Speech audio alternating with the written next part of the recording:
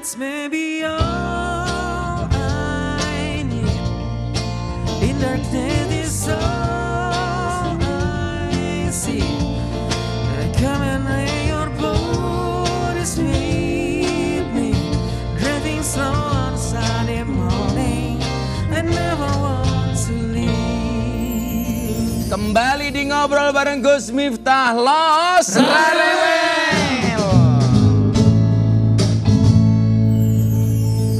Pak Menteri, saya ada misteri box nih Pak Menteri ini. Nah, kita lihat. Coba dikasih Pak Menteri. Apa nih? Mau sekali-kali yang antar ke sini cewek itu cowok lagi. Coba dilihat Pak Menteri apa kira-kira isinya. Ini kejutan ini untuk. Oh ini. Karena semua tamu dapat misteri box Pak di sini Pak. Wah. Oke. Apakah isinya? Ini barang yang paling dibutuhkan oleh masyarakat. Oh, apa ini Pak? Karena Tempe. Tempe itu. Kalau Pak Menteri suka tempe bungkus daun apa plastik Pak?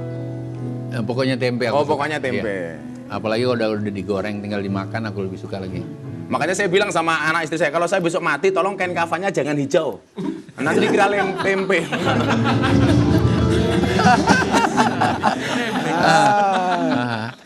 Pak Menteri, ini kan awal tahun 2021, kita lihat komoditas kedelai ini luar biasa ini Pak. Sampai harganya meroket, jadi tantangan. Lah bagaimana Kementan mengatasi permasalahan ini? Luar biasa. Nah persoalannya, kebutuhan kita yang sangat banyak dengan tempe itu, kita memiliki kemampuan untuk mengadakan tempe kan. Tetapi harga tempe di Amerika, di Brasil, di Kanada jauh lebih murah dibandingkan kalau kita yang membuat tempe sendiri di Indonesia. Ada alasannya lah, jangan bantah dulu. Alasannya apa ini? Gitu. Saya nggak berani bantah ini Pak. Oleh karena itu Gus, pilihannya dua. Kita mau tempe yang harga murah, tetapi kita terpaksa impor. Atau tempe dengan buatan sendiri, tetapi harganya agak lebih mahal. Nah, itu pilihannya nggak ada, dua-duanya sama. Ya, kita tidak boleh membuat harga mahal sehingga rakyat kita tidak makan tempe karena terlalu mahal. Tapi kita tidak boleh mengandalkan impor saja kan. Ya. Kita tetap harus tanam, Menanam sendiri, walaupun harganya mahal. Ya, harganya mahal gini. Oleh karena itu tidak boleh dibuat petani tempe, penanam tempe head to head dengan petani tempe yang ada di Amerika. Karena ini persoalan harga. Persoalan harga. Dan itulah yang sementara ini kita lakukan keseimbangannya. Impor juga tapi kita tetap tanam juga. Nah, besok itu kita berharap kalau mau impor jangan pada saat kita persis panen. Itu pertama kan. Yang kedua, yang importasi ini bisa dilakukan setelah rakyat sendiri menanam, dibeli panennya. Begini. Panennya dibeli. Ya. Oke. Persoalannya kalau harga yang kayak kemarin sebelum harga naik ini, tempe itu kalau kita menanam per hektarnya paling-paling untungnya 1 juta, 1,5 juta.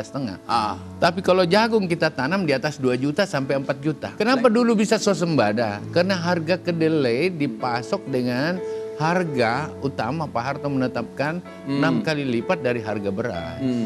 Nah itu. Oke. Nah ini persoalan di harga. Ya. Jadi ya, kita mau bela yang mana? Nah bagi Kementerian Pertanian kan maju kena, mundur kena nih. Ya. Tetapi oleh karena itu kita udah sepakat dengan Menteri Perdagangan, dengan menteri yang lain bahwa importasi oke, karena kita butuh harga murah. Tetapi beli dulu yang ada di dalam. Yang ada jangan sampai nggak kebeli. Ya gitu. Sebenarnya Michelle, Pak Menteri sama saya itu sama-sama penyuka tempe. Tapi bedanya satu. Apa tuh, Gus? Kalau Pak Menteri makan tempe karena ingin. Kalau Michelle karena adanya. Kan beda Pak. Alhamdulillah. Yang tadi yang saya bicara itu kamu setuju kan? Setuju banget. Iya kan. Jadi ini kita persoalan impor harga. sedikit, tapi yang lokal jangan sampai nggak kebeli. Iya gitu. Karena kan ada persoalan adalah ketika impornya masuk banyak, yang lokal nggak kebeli Nggak Pak. beli, Maka ya. saya punya foto ini Pak. Persoalan impor. Kita lihat. Ini dia. Pak Mentan, saya tidak suka impor. Wah, ini dia. Pertanyaan saya Pak. Pak Menteri tidak suka impor. Tapi kenyataannya impornya ini kalau menurut masyarakat awam masih terlalu tinggi. Komentar Bapak. Ini tahun dari data yang ada importasi kita turun loh. Oh turun ya? Ya udahlah. Oh, berarti yang salah bukan saya, Bukan, Pak. Tim kreatif saya. Ayo lo Gus. Benar juga kan. Jangan lihat kan orang dari 1.100 atau 1.000 yang kita buat ada 100 yang bersoal, yang dikenang yang 100. Ini juga seperti itu. Ini kan ke depan tantangan pertanian terus meningkat, Pak Menteri. Bagaimana Bapak mengajak generasi muda agar mau terjun ke dunia pertanian? Karena sekarang gengsi. Enggak, pertanian itu tidak zamannya kita masih kecil. Beda Pak ya sudah ya? Iya, pertanian itu yang becek, yang penuh lumpur. Kesannya kumuh. Pertanian ke depan itu dengan menggunakan internet of things, pakai program. Iya, menyiram juga udah pakai ini, pakai HP. Pakai sprinkle gitu. Sprinkle. Terus Jadi pakai asik, Pak, ya? drone. Itulah. Bertani besok sangat penting untuk anak-anak milenial kita. Karena secara bertahap kita masuk pada industri 4.0. Ya. Kira-kira di bahasa seksinya itu bertani tidak lagi penuh lumpur seperti bapak kita. Tangan kita harus Kotor. menyentuh tanah Ya, dengan oke. kotor. Berpanas-panas matahari tanpa itu. Mungkin tidak seperti itu lagi. Ya, ini dibayangkan anak-anak ya. Jadi anak-anak muda ini pertanian besok akan semakin menyenangkan. Dan saya hormat sama petani Pak Menteri. Kenapa? Karena tani itu menurut saya adalah kepanjangannya tani. Tiang Agung Nagari Indonesia. Oh, Tiang Agung Pak. Makanya kalau nggak ada petani kita nggak bisa makan. Lah, apakah ada program khusus untuk anak muda? Termasuk para santri untuk bertani, Pak? Oh, ada. Kan saya punya santri banyak nih. Ada. Nah, Dalam 5 tahun ini kita akan ciptakan 2,5 juta petani milenial. petani milenial. Ya. Keren, Dan- petani milenial. Iya. Dan sekarang jalan. Bahkan ya selain membuat pelatihan-pelatihan vokasi dengan katakanlah bersekolah resmi, bersekolah lapangan, kasarnya seperti itu kita akan gelar itu. Yang kedua bahkan ada program magang ke beberapa negara. Sementara kerjasama ini main, ini tahun ada 1.000 yang kami magangkan keluar dengan harapan mereka akan membawa ilmu baru tentang etos bertani. Bukan cuma ilmunya, karena ilmu bertani kita udah bisa dapat di digital. Ini etosnya. Etosnya.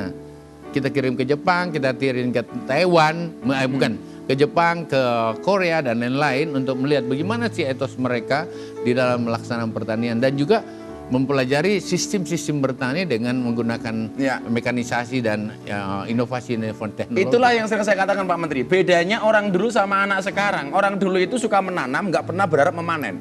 Lah anak-anak sekarang sukanya memanen tapi nggak pernah menanam. Ya kan? Kalau orang dulu nanam pohon jati, nggak pernah berharap motong kayu jati. Lah orang sekarang tiap hari motong kayu jati tapi nggak pernah menanam kayu jati.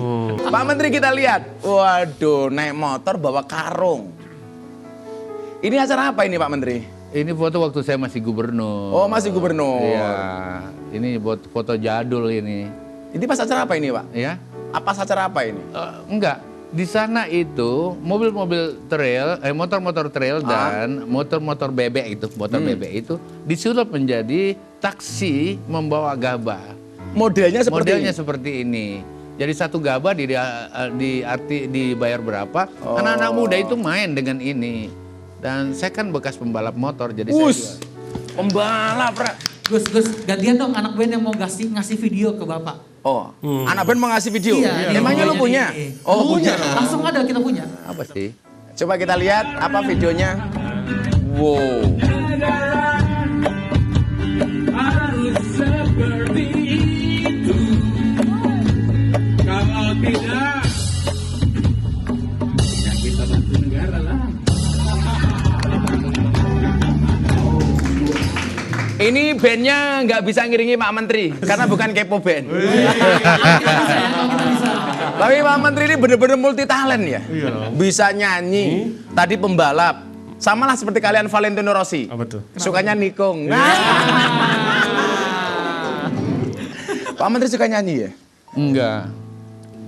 Ini di Bandung. Aku kan jalan pagi, terus anak-anak apa itu band musik jalanan itu para senior itu lewat. Terus dia nyanyi lagu Iwan Fals tentang negara. Aku aktif aja masuk situ. Mereka nggak tahu kalau saya menteri. Nanti sudah baru tahu. Oke. Tapi ya saya sering loh lihat Pak Menteri itu nyanyi-nyanyi gitu. Emang tadi kalau lihat dari suaranya sih kayaknya asik Pak Menteri ini. Empuk lah kayak tahu. Yang jelas saya bukan penyanyi kan. Jadi kalau nyanyi, yang penting nyanyi. Nah, yang penting nyanyi. Akulah yang tetap memeluk muara lagu-lagu